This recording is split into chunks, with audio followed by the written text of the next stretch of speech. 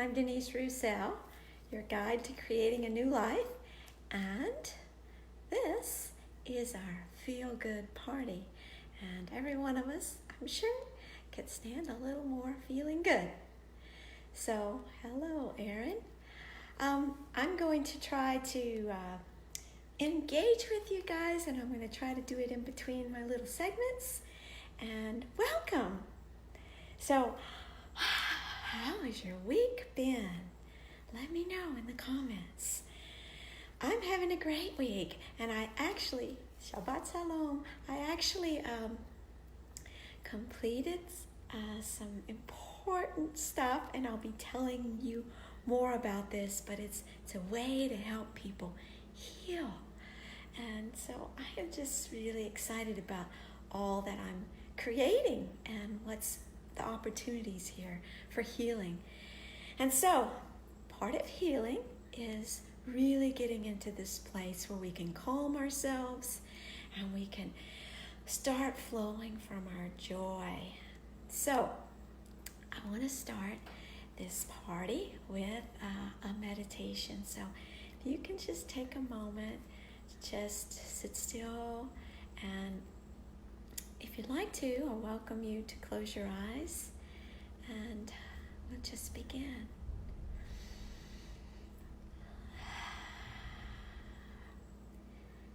Begin by breathing deeply from the bottom of your belly to the top of your lungs.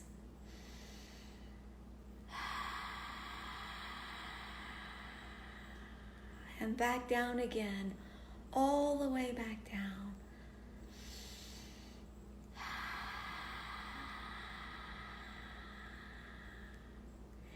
Feel the expansive, spacious nature that's flowing through your core. This is who we are. This is our true essence. Open, free, alive. Breathe in. Breathe in joy. Breathe out peace. Let's bring our overstimulated nervous system into peace right now.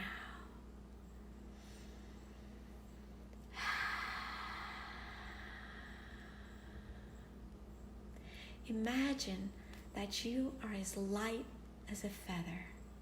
Your legs, your hips, light as a feather. Your belly, your back, your neck, your head, you're floating like a feather. Without a care in the world. You can swirl and twirl. Imagine you're in space and you're completely weightless. And right now, you can just enjoy yourself, just being.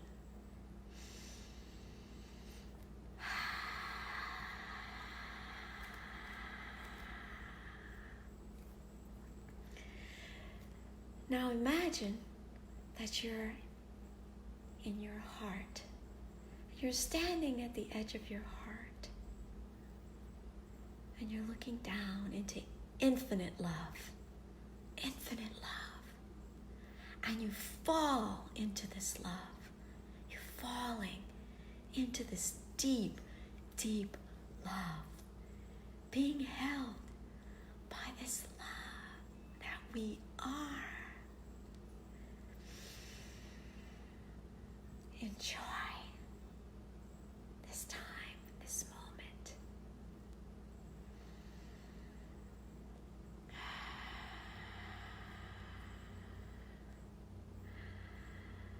Now come back, and you may open your eyes now. Hello, Dan. It's great to see you. Is there anyone would like to comment on what that simple little meditation was like for them?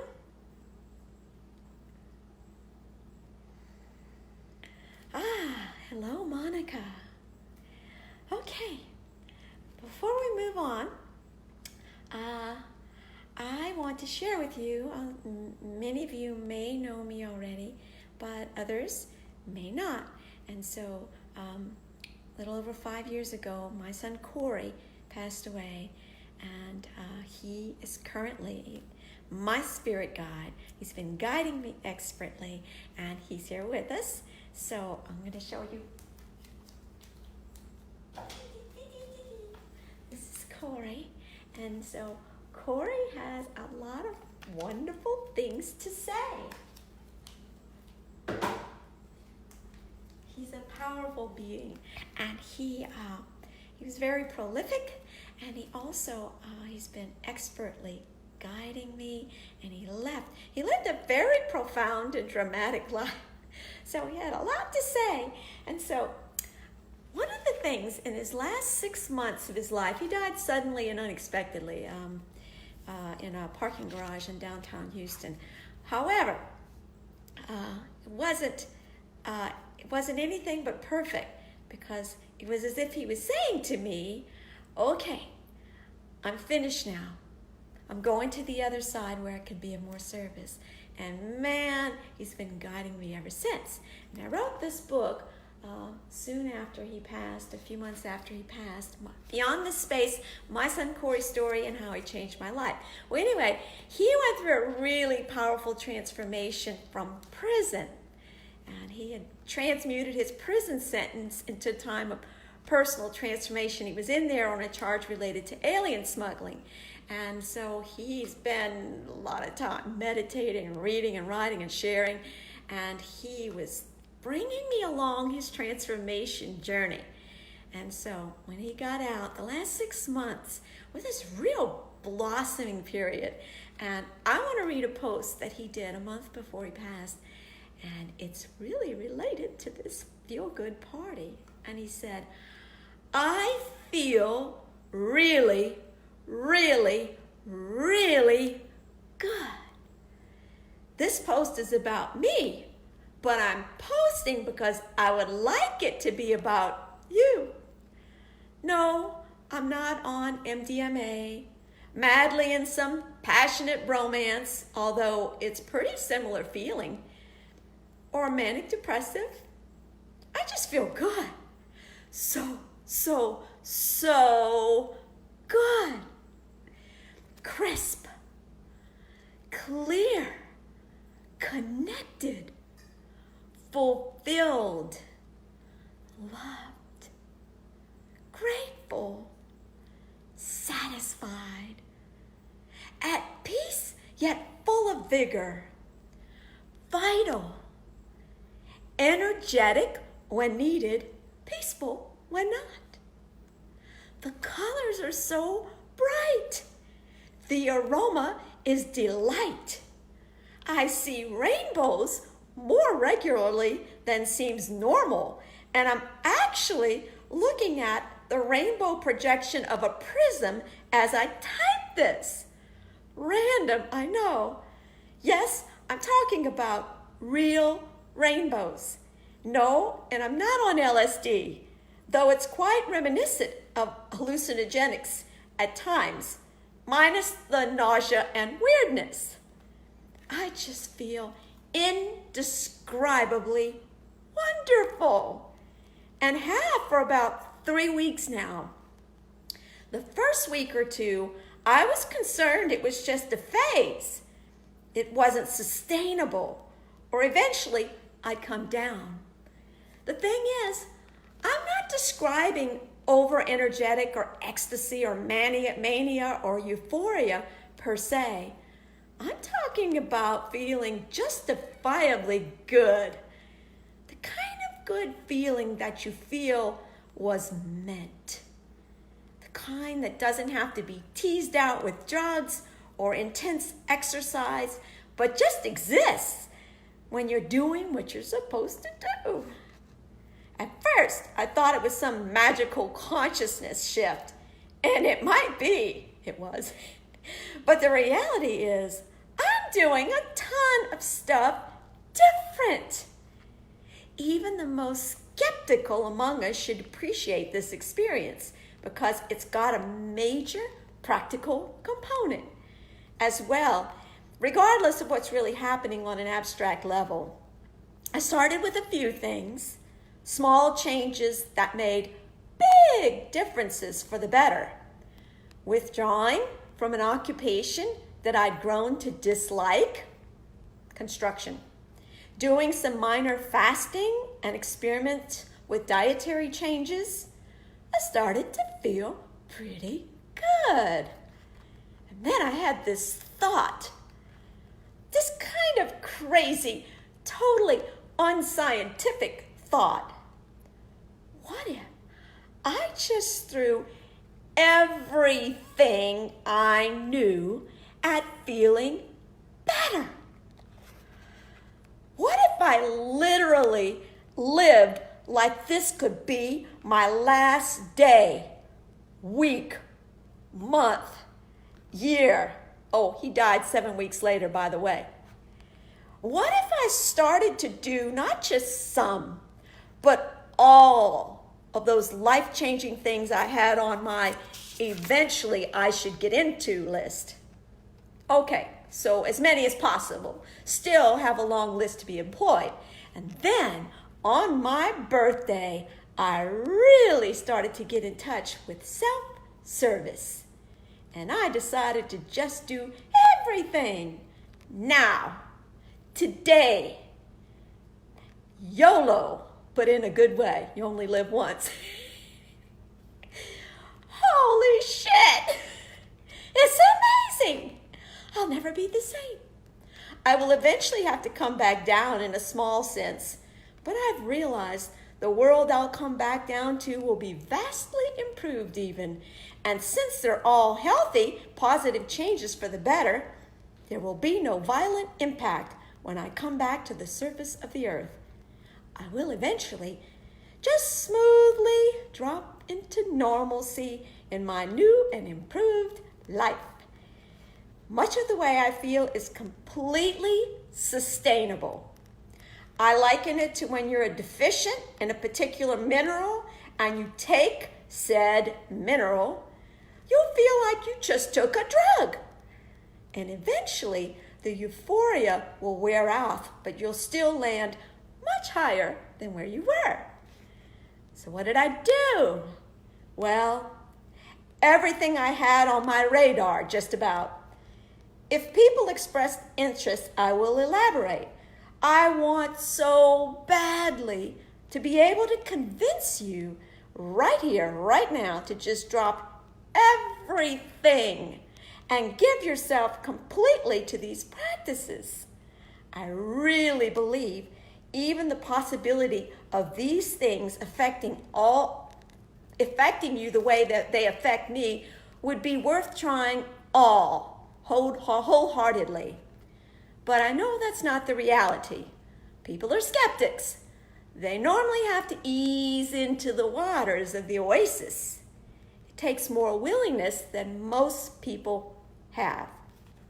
So I'll just list a few things, and if people want elaboration, since every one of these I could write a whole page on, they can ask in a comment. Which, by the way, if you're interested in this post, it's on Facebook, and I can send it.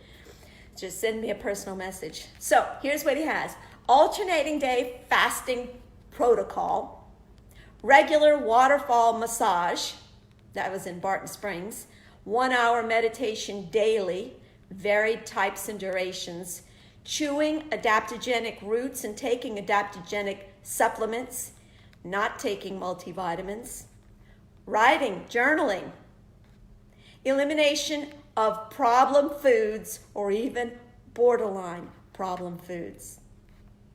Authenticity, eye contact, physical contact. Well, might have to put that one on hold right now.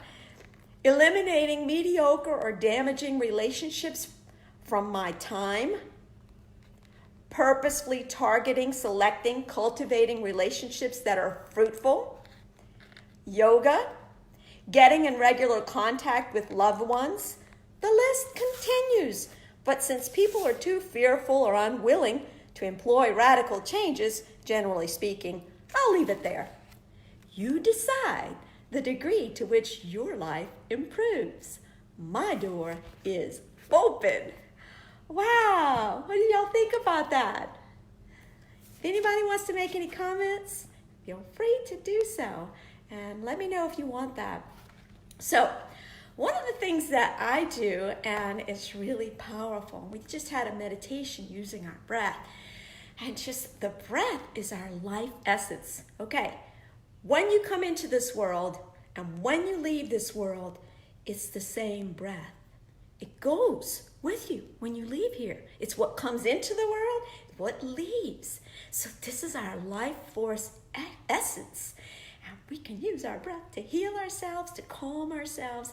One of the things, there's so many different kinds of breath work, but I want to do something really simple, and that is breathing in and then deeply, and then on the out breath, making a sound all the way down to the out. And so we're going to start with the sh sound.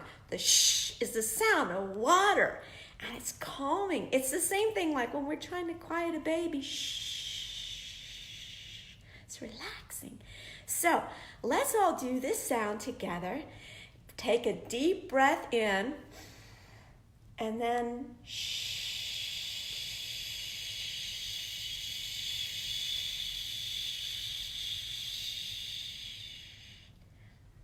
Let's do it again.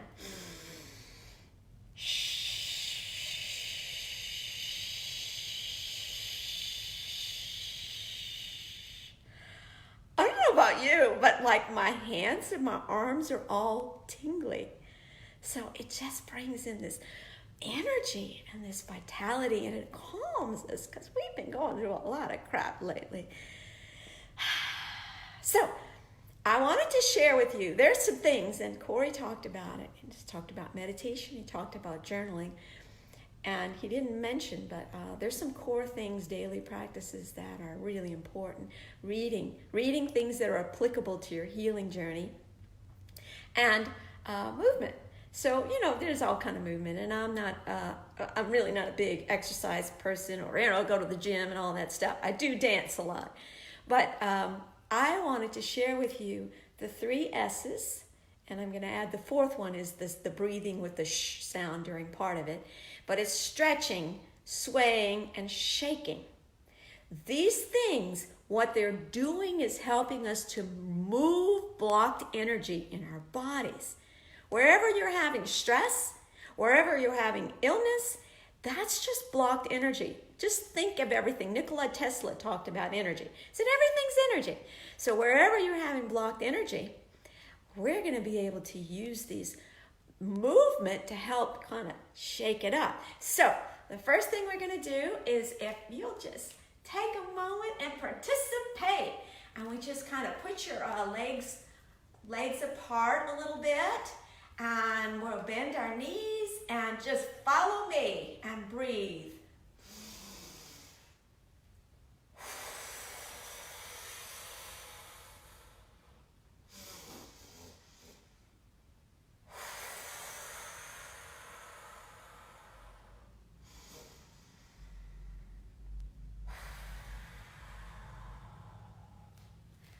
Put your feet together and raise your arms up, breathing in,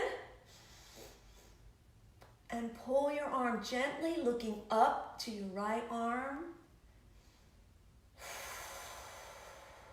Breathing out, breathing in, pull gently, and breathing out.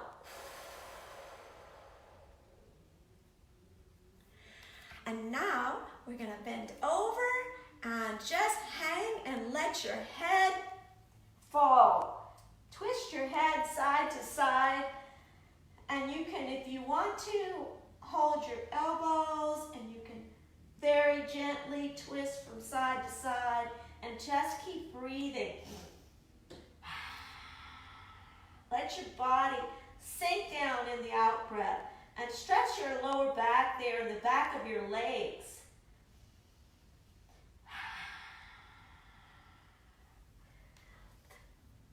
Now, roll your shoulders one way and the other way. And going to open up our arms and poke your chest out. We're opening up our heart center. And now we're going to pull your, like somebody's pulling you back to the back wall. And then breathe in.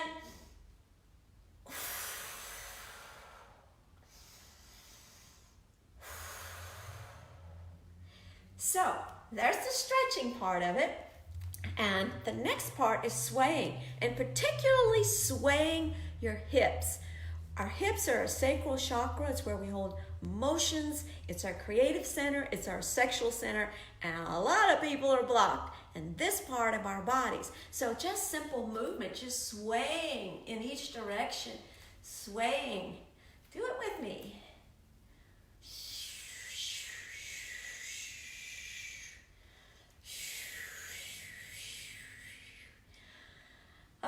And the next thing is shaking. We're going to shake out all these areas that have gotten all tight. And we're just going to shake, shake, shake, shake, shake, shake, shake your booty. Just shake your booty and shake your legs and your arms and your head and your chest. Ooh. And sometimes you can even kind of give yourself a massage. Give your back. Pat, pat, pat, pat, pat, pat, pat your shoulders. Right here is where we hold all the weight of the world. You can touch that, pat that, your arms, your leg, your chest. Did y'all like that? That's something you can do. It's so simple. These things are so simple, but they will change your life. So we started with the meditation. Hey, just sit still for 5 minutes in a chair with your back straight. Sit still for 5 minutes and don't worry about anything. Set a timer. Oh my gosh, it'll change your life. And the movement, stretching, swaying, and shaking. And then the breath work, and just breathing, different ways you can breathe, but breathe deeply if you can, and then breathe with the sounds, different sounds. We did the sh sound. It could be sound, ha, cho, whatever works for you, because those vibrations are very healing. So, the next thing I want to do on our feel-good party is I made these wonderful cards. They're called mantras for living and loving. And what this is, a mantra is just words, just a fancy thing for words, but it's words that we can say out loud or in our mind. Out loud's better, to encourage us. And I like to do this. I have a whole deck of cards over here, and I like to pick cards that are applicable for me, and I have a way of feeling in my hand what cards do I want to pick. So I'm picking for this entire group, and I'm going to see what kind of encouragement we can get with these cards. The first card is, I'm remembering who we are by being here now. What does that mean? Well, you just didn't start when you came into this body. You existed before and you exist after. And so what we're doing is waking up. That's what we're doing as a whole collective. We're waking up. And so we're realizing that, I'm so much more than this human body and this story of Denise. I am all that is, connected with everything and everyone. I'm pure love in a human body. And I'm pure presence. Everything's here now. And so when we're present, we're able to tap into this limitless nature. It's amazing.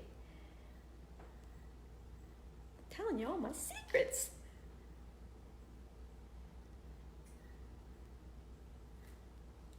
Okay, and the next one, I love it.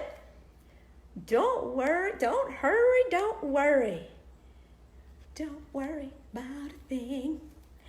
Don't hurry, don't worry. I love doing this when I get really anxious, like, oh my gosh, I gotta hurry up and do that. It's just like, don't hurry, just relax, and don't worry. It's gonna be okay. So, that's the mantra cards. And want to encourage you right now, and I'm going to ask some of you to go ahead and write some things down in the comments, but we're moving on to best possible outcome. So a lot of our worlds are being shaken up. And so it's really easy to get stuck in, oh my gosh, what's going to happen? Oh wow, watching the news and all this crazy stuff and worrying about if we're going to be able to pay our bills, or if we're going to get sick, maybe arguing with your family members because you're getting stir crazy. It can be crazy. So the best thing, instead of trying to spend all your time trying to fight and push away the things you don't want, that's very ineffective, because basically what you fight, you strengthen, and what you resist persists. So instead of like spending all the time worrying about the past and anxious about the future, we can come here to this moment and we can start thinking of what is the best possible outcome for my life. I want you to take a moment to think about this. If you had a magic wand, a little genie right here, and you could say, oh, I can have anything, because we're creating it right now. We're creating it from our limitless nature. So you have to first know what it is you're creating before you can create it. And so, best possible outcome. Sky's the limit. Not even the sky, beyond the sky. What are some best possible outcomes for you? I actually have 3 pages written about my best possible outcomes, and I read it out loud every day. So we're focusing on what we do want instead of pushing away what we don't want. That's very unskillful. When you want to create something, you focus on your best possible outcome, and you create that. So would anyone like to share a wonderful best possible outcome? And while you're thinking about it, best possible outcome is that I impact a ton of people and help them to heal on this journey that we're going through as a collective, as a group, our entire planet. Shifting. We are freaking shifting. And although it seems very crazy and like, wow, what's going to happen? The reason that all of this is happening is because we're all coming to square one. We're all coming to terms with all our fears so we can heal them. And so people like me, I came here just for this reason. See my painting right there? Creating a new earth. That's what's happening. We're shifting. And so my best possible outcome is like, I help a ton of people transform from here to here. And I'm going to tell you more about some of the ways that I'm doing that. But that's my best possible outcome, is that I have this huge reach so I can create a new earth. Okay, so if you didn't have time to think about that, but I want to encourage you, when you get off this, oh, I love it. My senior activities to go on to inspire group homes all over the world. Yes, thank you for what you bring, Erin. You're creating that. So be it. Yes, anyone else? Some of you may be having some problems with anxiety. You can say, so I can have a peaceful, happy life. That's legit. That's legit. It could be that. It's important. Your health and happiness is important. It's the most important thing. Because if you're not happy, nobody's happy. You gotta be happy. You're important. You matter. We need you to see that you're important and to really take care of yourself. That's what we're doing here. We're taking care of ourselves. Okay. If you want to write that in later, you can do that. Oh, guess what time it is? Time for disarming amazing new candid experiences. And this is my disco ball. And I don't know if you guys danced last week if you were here, but this is your chance to get it on down.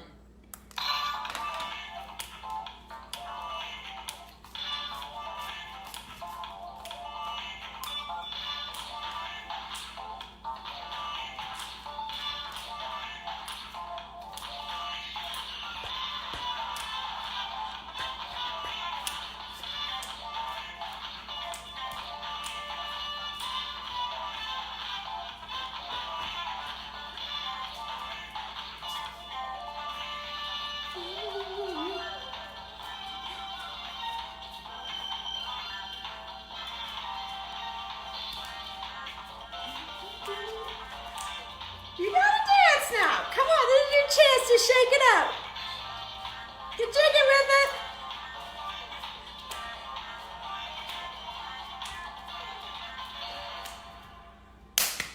Yay! I love dancing. You know, most of us are at our house. Well, we're kind of supposed to be, but some of us, I guess, are still going to work. But you got a lot of time. So it's great to take a dance break now and then. Dance like nobody's watching, because nobody is watching. Oh, last week I spent an hour entertaining people with funny stories, and I thought of another one. So here I go. Hello, Kevin and Rondette. All right, here we go. Back in the day, I grew up in New Orleans, Louisiana, and they have all kinds of swamps and alligators, and yeah, that's deep South Louisiana. And meanwhile, I had a family. We had my stepdad and my mom, and we had 6 girls. I had 3 stepsisters, 2 sisters and 3 stepsisters. 6 freaking girls, okay? And so my stepdad, he's passed, but he had some kind of unusual things that he would do and say. And well, one of them, he had this friend, Mr. Vincent. Mr. Vincent's mom lived on the Mississippi River back before they allowed that. They don't have that anymore. But this house was like way up on stilts, and she was just the pure Cajun. And so for some reason, my stepdad told Mr. Vincent, hey, if you ever come across an alligator, just bring it to me. I have no idea why. He said, what does he think he's going to do? Shoot the alligator and eat it? You know, what? I don't understand. We live in the city, you know. So anyway, sure enough, Cajun Mr. Vincent shows up at the door with a box about 3-4 feet, about 1.5 feet, and about maybe 18 inches high. And he's like, I got you an alligator. And my dad took it. Oh my gosh, I'm like, what in the world's going on? So we had this back apartment. It was this old house in this old back apartment. They had this sliding door. It's just a little studio apartment. And there was a bed in the back corner away from the door. And he put the box on the floor in the back apartment. So meanwhile, we went inside, and he fried up some fish. We had a nice fish dinner. And he made an announcement. He said, who wants to come feed the alligator with me? And so, I do. And my sister Robin and my sister Deanna, us 3, we're the oldest 3. Yes, we want to watch you. I don't know why the other 3 didn't. But anyway, so my dad's sitting on the bed. Here's the door, and the bed's back there. And he's sitting on the bed, and we're standing around the box. And the box is in the middle. He opens the box, and he starts throwing down some pieces of fish. Now, by the way, the alligator, he fit in the box kind of like with his tail curled. He probably was about this long, maybe 3 feet, but it was he had it curled up, his tail curled up. So it's just a cardboard box. There was nothing in the box except this alligator. And so he's dropping this fish down in there, and the alligator started going, and I said, can that alligator get out of that box? No sooner I said that, he came straight up out of the box, and boom! All 3 of us girls like, I'm trying to get out of the door at the same time, screaming bloody murder. And my dad was like, oh my gosh! And so my mom had all her sewing stuff and all kind of crap in there. And that alligator got all up in there. It took him like an hour to noose that thing and get it back in the box. So he decided, well, I don't think it's a great idea to keep the alligator. So the next day, he decides to load all of us up in the yellow station wagon. There's 6 kids, the mom and the dad, and the alligator, okay? In the back, you know how they have the very back of the jump seat of the station wagon where there's a little part that raises up? Well, the box is over there. It's taped up or whatever. But meanwhile, we're going to Chalmette. We lived on the West Bank, and we're going to Chalmette. It takes about 40 minutes from where we were. And we were going to see Uncle Roy and Uncle Wilson, and he was going to drop this alligator off. The whole freaking way, while we're sitting right up against this box, the sound of that alligator is going, shh. And we were just scared out of our bejesus. And he just dropped us off at the Uncle Roy's house, and then he went and found some ditch near some restaurant or something and dropped that alligator off. Like, these people crazy. That's a Cajun for you. So, let's take a moment to just kind of regroup, because I'm going to shift gears in a big way. I know several people have joined us since we started this feel-good party, and we did some meditation and some breath work, and we did some stretching and swaying and shaking, and we did some dancing, and I read this amazing post by Corey about how good he felt and what he did to feel good. And we talked about best possible outcomes for our lives. It's really important to be able to focus on what we do want and to be able to define that. So that's your little homework assignment, is to go ahead and start writing down what's the best possible outcome for your life, and then start following that. So, and we did a little mantra card, and we talked about don't hurry, don't worry. So now I want to shift gears. I talked to you a little bit about Corey and how we went through this transformation together and how he's my spirit guide. But I want to give you a story of when he actually, 3 stories that are all related, and it's the name of this is Facing My Fears. So, meanwhile, I'm just going to go ahead and jump right in. 5 days after Corey passed, he started appearing to me. And he came to me in a dream. And he had a snake coiled around his arm. And he was holding the snake's head in his hand. And the snake had its fangs bared. And I said, is it poisonous? And he said, no. And the implication was, it's not going to hurt you. And then he put the snake right in my face. And I screamed, no, Corey. And I woke up crying. And I knew exactly what he was telling me.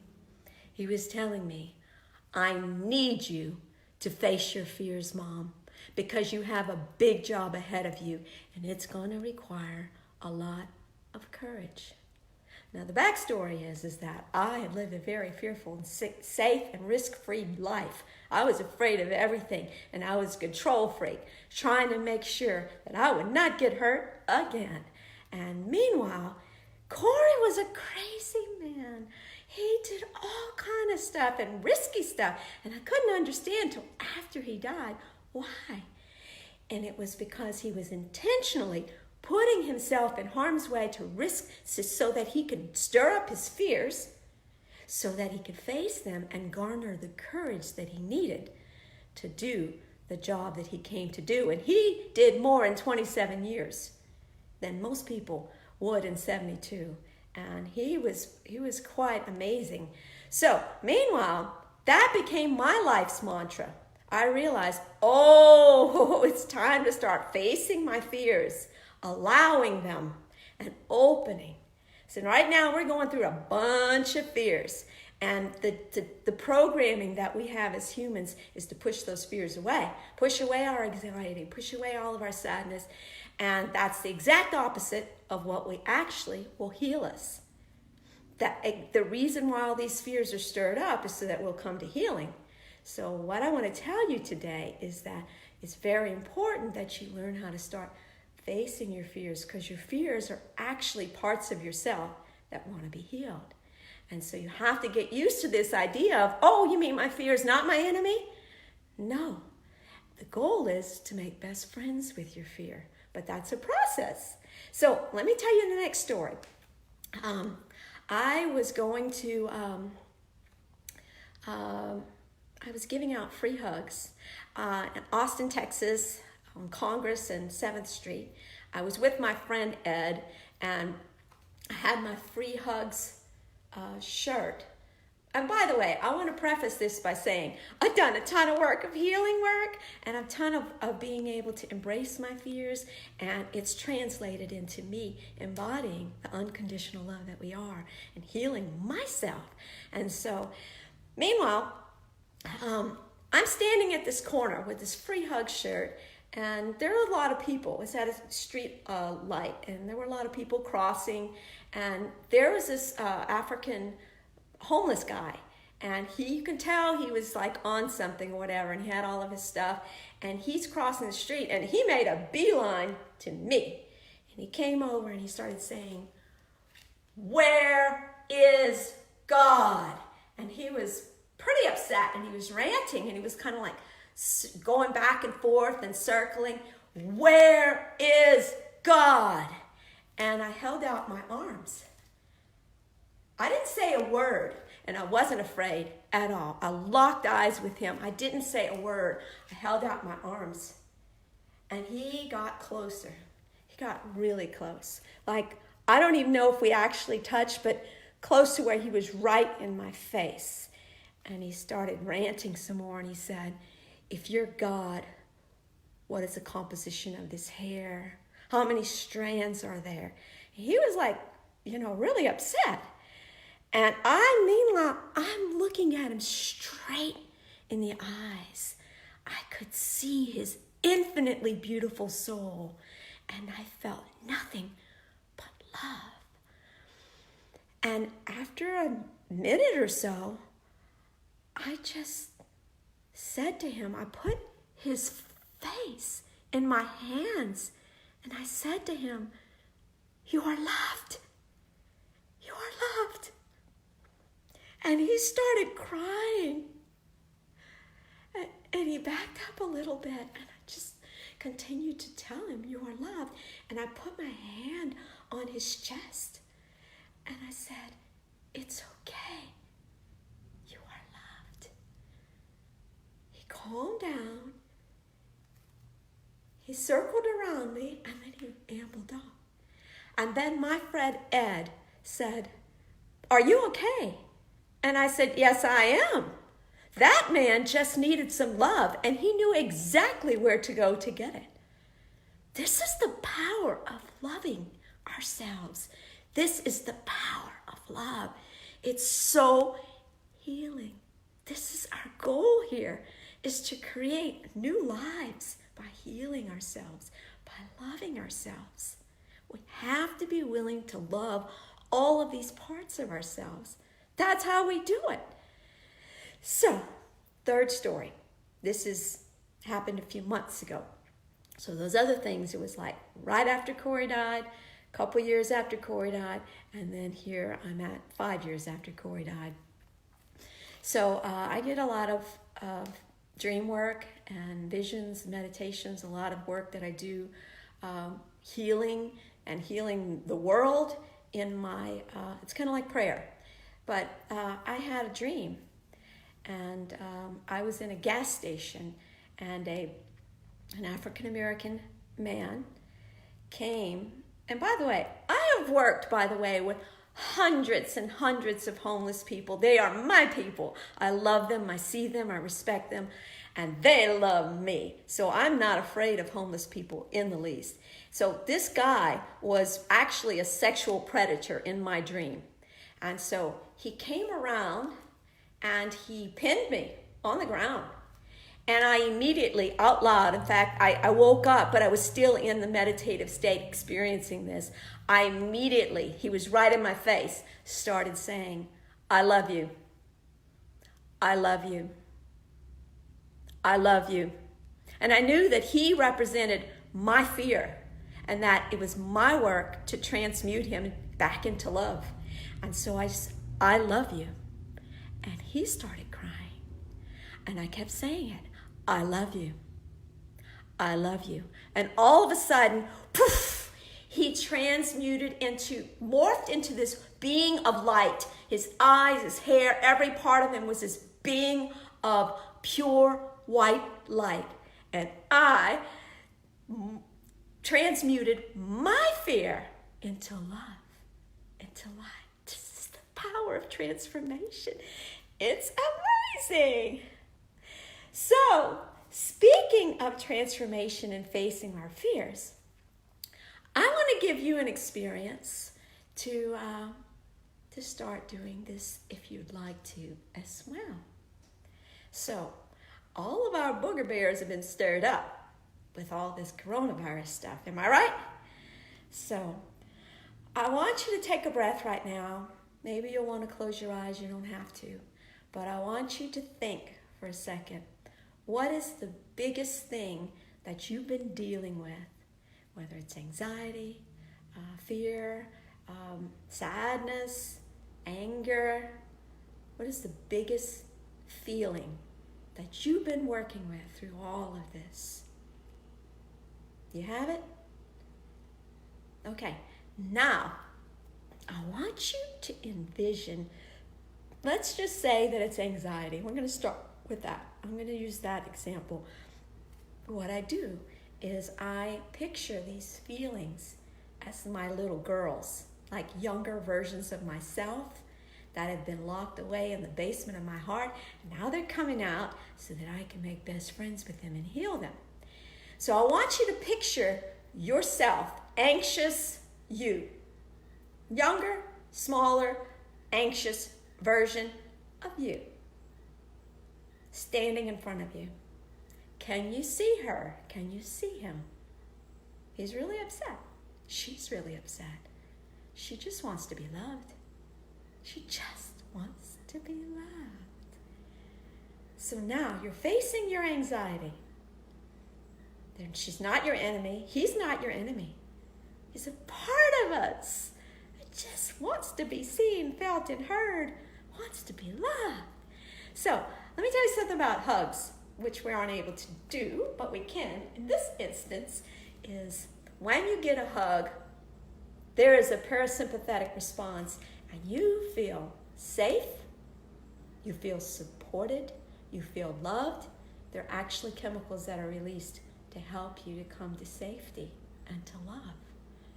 So, I want you to imagine, put your arms across your chest, hold yourself. You can give yourself a big old hug. But right now, I want you to hold that version of you, that little version of you, the anxious one. Because you are actually all that is. You're love itself. You're holding your anxious one. And I want you to say aloud with me, you're safe now. It's okay. I'm so sorry. I'm here now with you. Thank you for being here. Thank you for trying to protect me. You can rest now. I'll take it from here. I love you so much.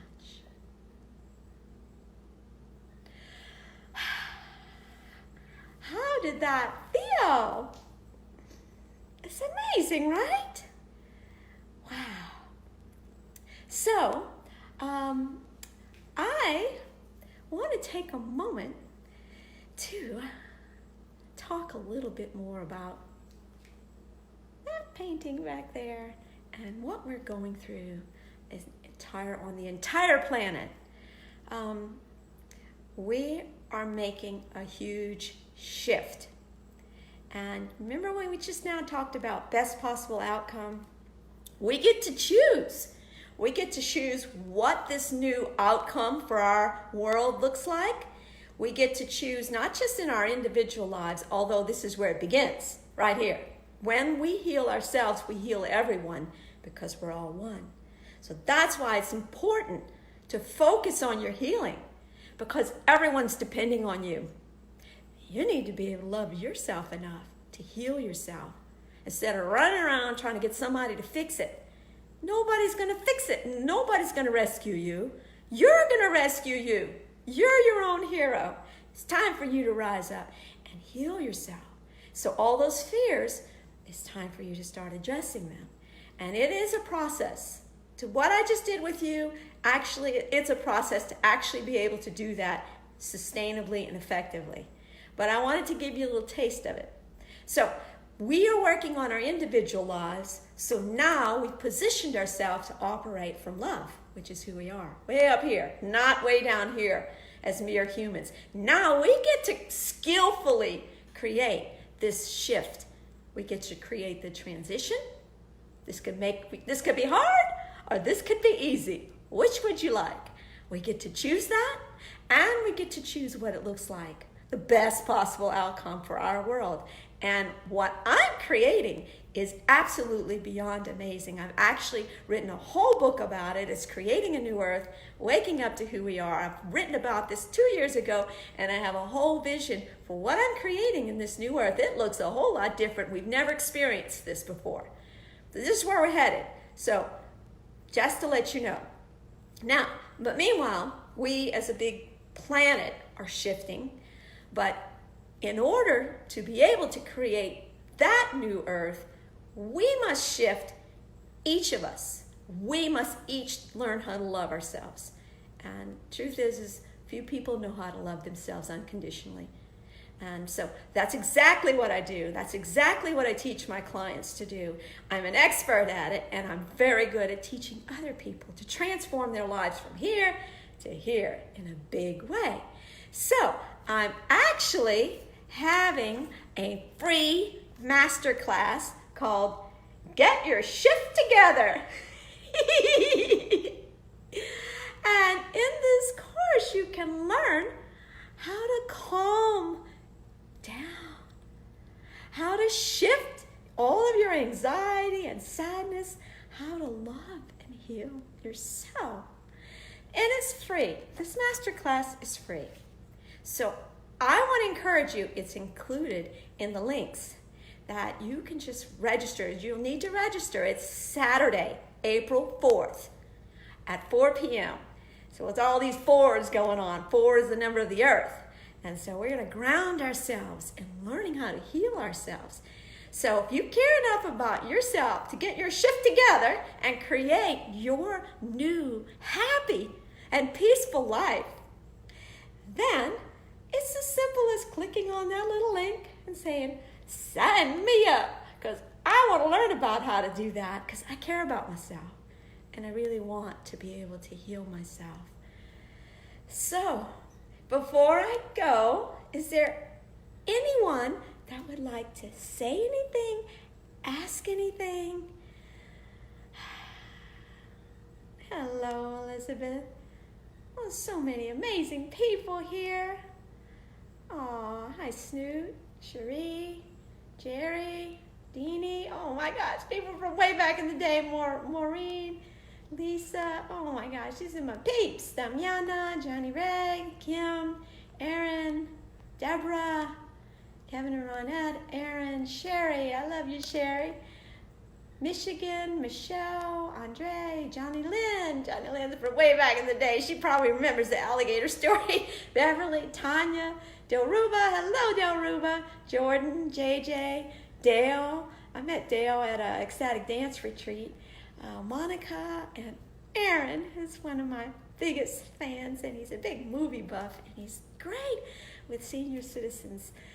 Thank you so much for all that you bring to our world. You know, only you can bring all of your gifts, your collection of experiences. And so that's why it's so important that you love yourself enough to heal yourself.